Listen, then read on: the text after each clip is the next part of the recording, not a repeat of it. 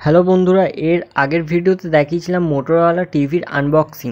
আজকে দেখাতে চলেছি মোটোরোলা টিভি।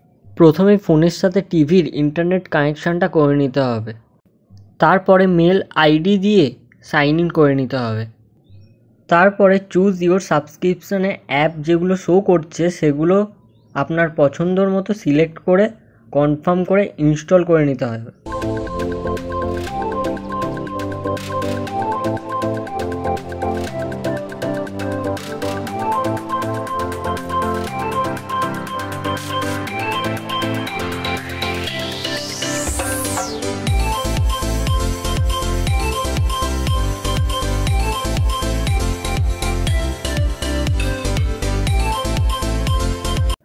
সবার শেষে আপনাদেরকে ইউটিউবে একটি ভিডিও দেখিয়ে ভিডিওটি শেষ করতে চাই। চ্যানেলে যদি নতুন হয়ে থাকেন তো চ্যানেলটিকে like, comment, share and subscribe করতে ভুলবেন না।